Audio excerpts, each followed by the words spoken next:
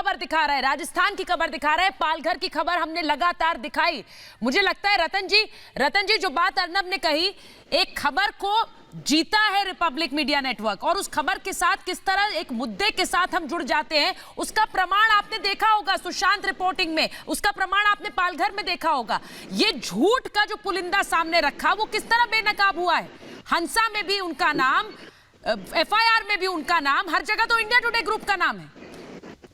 बिल्कुल यही देखिए, मैंने यही से पहले कहा था कि जो एक पत्रकारिता का युग बदल गया है, उसके पुराने जो एक डायनासोर जिसको हम कह सकते हैं, जो पाषाण युग के मीडिया हाउस, उनको समझ नहीं आ रहा कि मैनिपुलेशन की, डिप्लोमेसी की राजनीति नहीं चलती। आपको याद होगा जब ये वाजपेयी गवर्नमेंट गिरने वाली थी तो रिश्वत देके उसको बचाया, किसी एक की, हाँ, जब बचाया गया तो रिश्वत वाली सारी शॉर्ट फिल्म एक महान एडिटर को दी गई और वो फिल्म खा गया, वो उसने दिखाई नहीं। यही ईमानदारी के पुलिंदे हैं ये लोग। और ये इसी हाउस का व्यक्ति था, आपको याद होगा, और उसमें सुनिधि कुलकर्णी ने पूरा वो रिकॉर्ड करवाया था और वो बिदक के भाग गए। दूसरी एक बात आपको कहूंगा जो मैं अर्नब के सामने कहना चाहता था, 2019 की इलेक्शन के पहले की बात है, रिपब्लिक के ऑफिस मुंबई की बात है, बहस संडे डिबेट की रिकॉर्डिंग थी। उस समय एक ऑपोजिशन के स्पोक्स पर्सन ने कहा सबके सामने, अर्नब मैं तुमको सावधान करता हूं, अगर कांग्रेस जीत गई तो हम सब ने सोचा है कि तुम्हारी चैनल हम बंद करवा देंगे। ये बात सोचिए सामने की सर, ये तो खुलेआम धमकी थी फिर। बिल्कुल। और अर्नब ने समय चैलेंज किया था कि मेरा सारा काम एबव बोर्ड है, मेरा सारा काम एक नंबर है, मुझे तो कोई बिगाड़ नहीं सकता, मुझे कोई बंद नहीं कर सकता, मैं कुछ हवाला नहीं करता हूँ, मैं कुछ नहीं करता हूँ, मुझे किसी का डर नहीं, कोई मुझे बंद नहीं कर सकता। ये 2019 के इलेक्शन के पहले की बात है। तो ये टारगेट अर्नब आज का नहीं है, चाहे उसमें मीडिया हाउस शामिल हो जाए, चाहे उसमें कांग्रेस हो, चाहे उसमें शिवसेना हो, सबका अंतिम ध्येय है कि ये व्यक्ति इतना ईमानदार है, इसके साथ इसको खरीदना मुश्किल है, इसको चुप कराना मुश्किल है, तो इसके चैनल के ऊपर हमला करो। ये आपने बहुत बड़ी बात कही है रतन जी। मुझे लगता है विनय सिंह जी, रतन शारदा जी जो बात कह रहे हैं, ये तो खुलकर दिखा रहा है किस तरह से अर्नब गोस्वामी को उस समय से धमकी मिल रही, खुली धमकी मिल रही है। लेकिन जो सच है उसे डर क्या है, जो सच है, जो प्रत्यक्ष है, उसे डर क्या है। ये देखिए ना किस तरह से खेल बेनकाब करा है इंडिया टुडे ग्रुप का।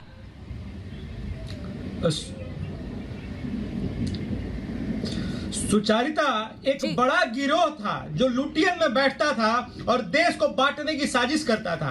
आप ये देखिए कि हाथरस का जो मामला है, वही गिरोह इसको दलित प्रताड़ना और दलित भर से सवर्ण बना करके पूरे देश में आग लगाने का प्रयास कर रहा था। और रिपब्लिक टीवी ने क्या किया, रिपब्लिक टीवी ने सच दिखाया और उस आग पे पानी डालने का काम किया और जो लुटियन गैंग है उनके मंसूबे पे पानी फेरने का काम किया। अब देखिए क्या क्या निकल के आ रहा है कि छत्तीसगढ़ से और कहां से, जबलपुर से नक्सली आकर के उस महिला के यहाँ रह रहे थे और नकली भाभी बन रहे थे। तो पीएफआई, नक्सलाइट्स, इन सब का आ रहा है। तो रिपब्लिक का यही दोष है कि ये लुटियंस जो गैंग है उसके खिलाफ खड़ा हुआ है।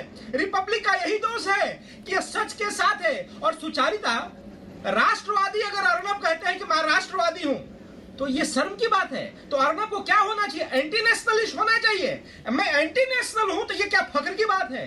अरे राष्ट्रवादी, बहुत से लोग इसे तमगा बनाकर पहनते हैं विनय जी, तमगा बनाकर पहनते हैं। राष्ट्रवाद कोई गाली है। मुझे सोचिए राष्ट्रवाद का तमगा पहनना या एंटी नेशनल का तमगा पहनना। आचार्य विक्रमादित्य, अगर आप मुझे सुन पा रहे हैं, ये किस तरह, आज देखिए करौली की खबर, राजस्थान की खबर हम लगातार दिखा रहे हैं। राष्ट्रवाद का तमगा पहनेंगे, एंटी नेशनल का तमगा पहनेंगे, तो खुद तय करेंगे।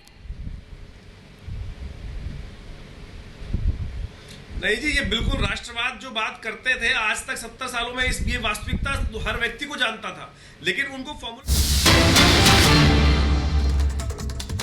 और देखिए, जब आचार्य विक्रमादित्य से हम बात कर रहे हैं, उस दौरान करौली की खबर पर लगातार हमारी नजर बनी हुई है। अशोक गहलोत इस मामले पर चुप्पी कब तोड़ेंगे।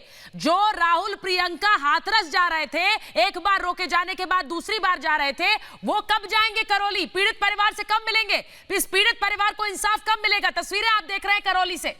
बिल्कुल सुचारिता, हम तस्वीरें देख रहे हैं, लोग गुस्से में हैं, लोग आक्रोशित हैं। करौली की घटना पर एक पुजारी की, एक संत की निर्मम हत्या कर दी जाती है, जिंदा जला दिया जाता है जमीन विवाद के चलते। और और राजस्थान सरकार चुप्पी साधे हुए, क्यों राजस्थान के मुख्यमंत्री कुछ नहीं कहते? इस मामले में हाथरस में पॉलिटिकल पर्यटन दिखाया जाता है, लेकिन करौली में मिलने तक नहीं जाया जाता पीड़ित परिवार से।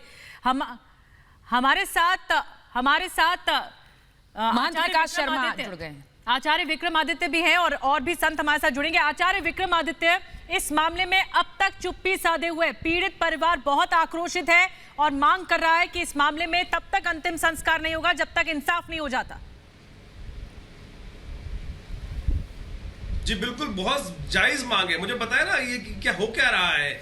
अगर पुजारी ही है ना सब, अगर कोई अखलाक या जुनैद या कोई और व्यक्ति होता तो अशफाक होता, तो आप बताएं अब तक तो 2 करोड़ रुपए मिल चुके होते हैं, साथ साथ सारी जो सरकारी अमला है वो पहुंच गया होता। तो जिस प्रकार की व्यवस्था इस देश में पिछले 70 सालों से चल रही है, ये फॉर्मूला अभी भी वही चलाना चाहते हैं, ये उसी के अनुसार करना चाहते हैं। यहाँ तो मुझे बताइए 6 लोगों के नामजद हैं, कहाँ फरार है? पूरी सरकार जिस प्रकार से लगी हुई है, सबसे पहले तो न्याय देने का काम तो करें। संतों को न्याय तक नहीं दे पा रहे हैं। हम लोगों ने पालघर में जिस प्रकार से देखा, शोर मचाते रहे, आज 170 दिन हो गए हैं। उनके तमाम जो लोग थे उनको छोड़ दिया। इनका तमाम काम केवल जिस प्रकार से है कि ये अपने पॉलिटिकल समीकरण बनाने का प्रयास करते हैं, इस हत्या में भी राजनीति करने का प्रयास करते हैं। आपने देखा हाथरस में क्या किया गया, जिस प्रकार से राजनीति राजनीति राजनीति राजनीति। अरे देश संभाल लो, राजनीति बाद में कर लेना। ये देश में यही हुआ है पिछले 70 सालों में। मैं आचार्य विक्रमादित्य मैं महंत विकास शर्मा के पास भी जाती हूँ। महंत विकास शर्मा, मुझे ये बताइए, जो लोग हाथरस निकल गए, एक बार रोके जाने पर फिर हाथरस निकल गए, वो इस पुजारी के परिवार पर क्यों नहीं आए? परिवार तक क्यों नहीं मिलने पहुंचे? मैं कोई गलत सवाल पूछ रही हूं क्या? देखिए, ये वही लोग हैं जो कश्मीरी पंडितों को आज तक सत्ता में रहते हुए इंसाफ नहीं दिला पाए। ये वही लोग हैं जो एक संकुचित सी सोच और विचारधारा रखते हुए अपने जीवन में केवल और केवल अपनी गद्दी, अपनी सत्ता और अपनी वोट बैंक की राजनीति करते हैं। जब स्वर्ण या ब्राह्मण या संतों के साथ अपराध होता है, जघन्य अपराध होता है, इतनी हिंसकता होती है, इतनी बर्बरता होती है, इतनी मारकता होती है, तब ये पूर्ण रूप से मौन और अपने उस कोने में जाके छुप जाते हैं जिसमें इन्होंने काला धन छुपाया हुआ होता है।